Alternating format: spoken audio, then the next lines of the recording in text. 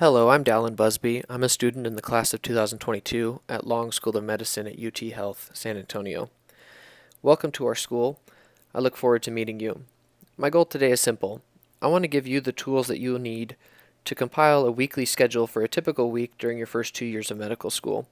Some of the finer details of the things that I discuss may change from year to year, in particular because of the coronavirus pandemic, but the general principles I will talk about should persist through the years.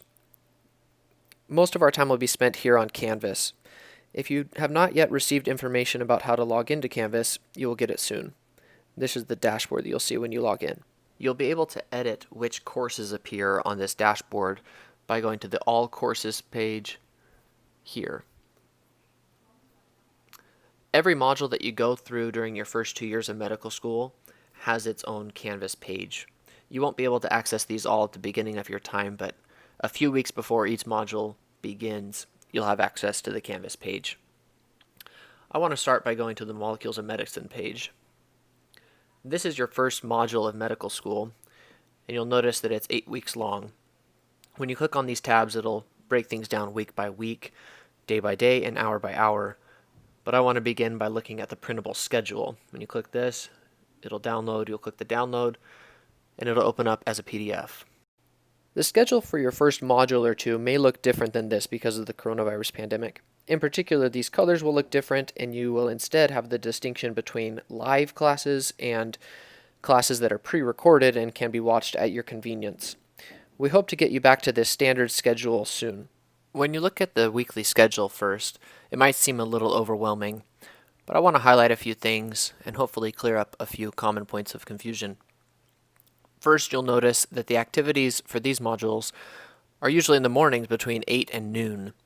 From noon until 1, you'll have a lunch break, and then in the afternoons, you'll have language of medicine or anatomy, and sometimes clinical skills. First, look here at the room numbers for each activity. You'll see usually you're in 3.104 or the lecture hall. This is next to the Starbucks. Sometimes you'll see Alt-C 3.304, which is the third floor of the Alt-C. And a few times you're in the hall, the auditorium, or other places. When there's not a room listed, it's usually an independent learning activity, which means that it's a module to complete at home on your own time. As you scroll through, you'll see that there's a typical flow to the week. You'll usually have a weekly quiz on the first day of the week, with this accompanying symbol, meaning that it's a points-generating activity. On Friday, you'll have synthesis, which also has a quiz with it. And then in between, you'll have either histopath or TBL, which also have quizzes associated with them. As you scroll through some weeks, you'll see that there is a quiz on Tuesday when there's a holiday on Monday. Your midterm exam will also be on the schedule.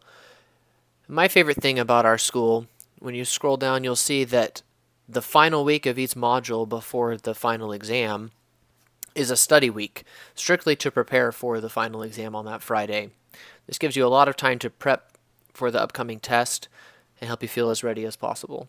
I've been asked before about the difference between the yellow activities and the green activities. These are similar, but the green activities, as says over here, usually have a discussion component with more audience participation and sometimes with polling throughout the course of the lecture. Yellow activities usually have less of that and are more lecture-based.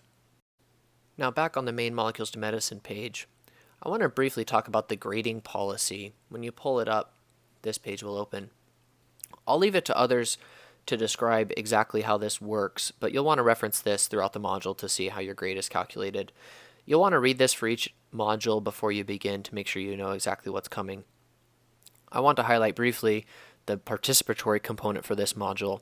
Here is where it lists the number of the participatory sessions that you need to attend. They're listed here, and this list should be the exact same as the activities that are marked with an asterisk on the weekly schedule that we just went over. It's very important that you attend the required amount of participatory sessions. I now want to take a look at the first week and show you what's available when you click on this tab. This will be helpful for when you're trying to prepare for individual lectures. The weekly schedule that I showed you earlier is helpful for big picture planning and knowing where to be when, but this is going to help you prepare for specific lectures. There is usually a before class handout that will help you prepare for the material that you're going to learn in the lecture.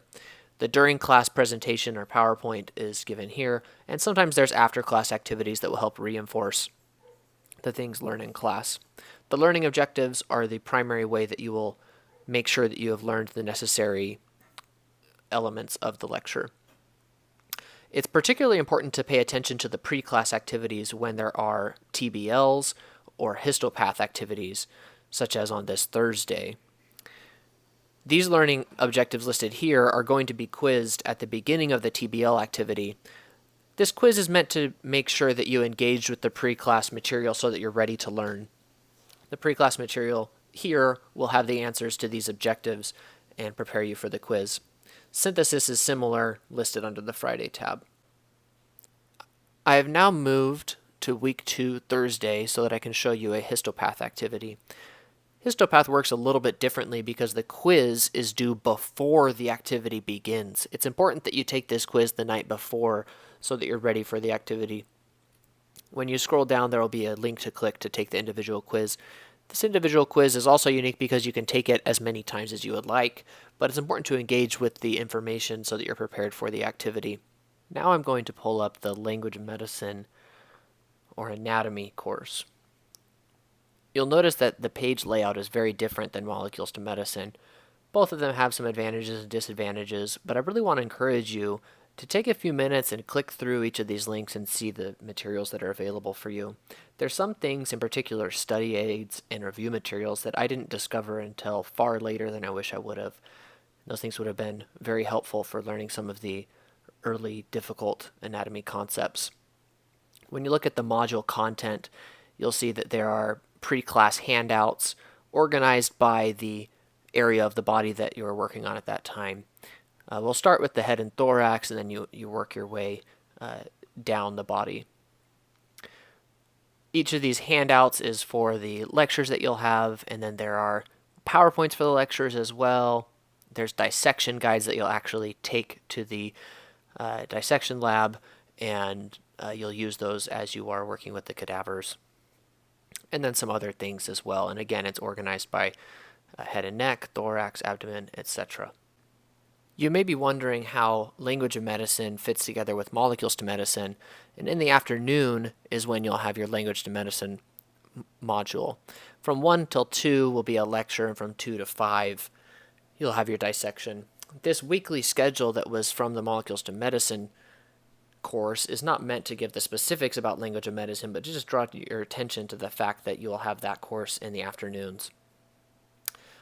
Back to the language of medicine page, if you look at the quizzes tab, you'll notice that you have a pre-dissection quiz that is due every day that you have a dissection, 15 minutes before that dissection begins, or before the lecture begins. So you'll want to make sure the night before that you have taken this quiz and are ready to engage with the dissection the next day. The quizzes that are a little more high stakes for anatomy are the Dallin quizzes. These quizzes you'll find a little bit of information about on the main Canvas page, but the module directors will tell you about these sometime early in the course. These quizzes are going to happen on Mondays after the first week and are about the previous week's lecture material. So Monday's going to be a pretty quiz-heavy day. You'll have your weekly quiz for the main module. At 12:45, the dissection quiz for that day's dissection will be due. And then at 1 p.m. there will be the Dallin quiz over the previous week's lecture material. Again, most students do that 12:45 quiz the night before. Anatomy is very good at sending out weekly emails to make sure that students are prepared for the upcoming week. They usually come on a Friday or a Saturday and let students know about the upcoming Dallin quiz, dissections, and any special events that may be happening. The final course I want to discuss is clinical skills. My clinical skills Canvas page has been shut down, but yours will look something like this.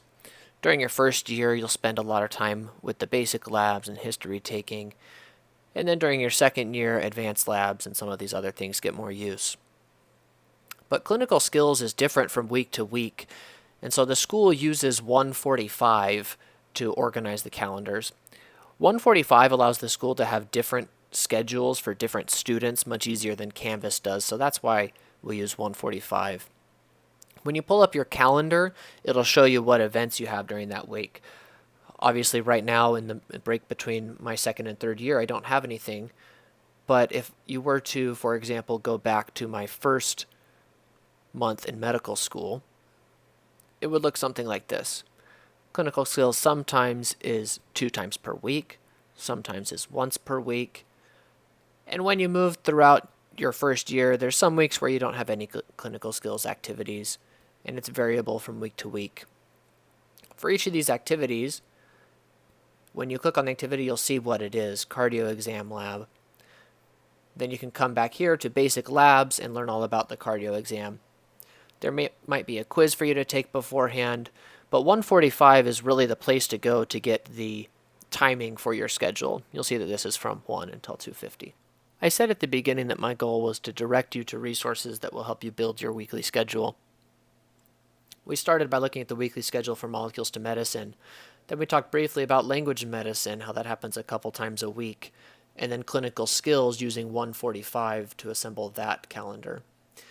Now I encourage you to find what works best for you, be it a Google Calendar, a planner, or some other way to keep track of these events each week. Pay particular attention to those that have quizzes before them, synthesis, the weekly quiz, TBLs, and histopath. For anatomy, you'll have the dissection quizzes and Galen quizzes, and before most clinical skills activity, you'll also have quizzes. This may sound very overwhelming, but not all the quizzes are intended to be high stakes, and everyone else around you is here for a support system. I encourage you to reach out to your peers when you may have questions about this schedule or about how things are coming together. As we wrap up here, I want to talk about a few more things. Earlier I mentioned there's a couple courses that you'll use throughout your time in med school. This is my class page. Yours will look different, but the same tools will be available. Down here you'll see the forms to submit excused absence requests and to appeal TBL grades. There's some important links here. There's a HIPAA quiz that you'll need to take at the beginning of your time in med school. And there's some other resources like the Counseling Center and orientation materials that will be here. And finally, the Med Student Council page is here for you to submit concerns that you may have. The Med Student Council is a group of student leaders that meets once per month with the administration to address student concerns and to figure out how we can improve as a campus. If there's things you'd like to discuss, you can submit them here. Thank you for your time, and I hope that you found this useful. I know it may seem really overwhelming and like there's a lot going on and a lot to balance, and in some ways there is, but as soon as you get your feet wet and get going, it's a lot more manageable than it may seem.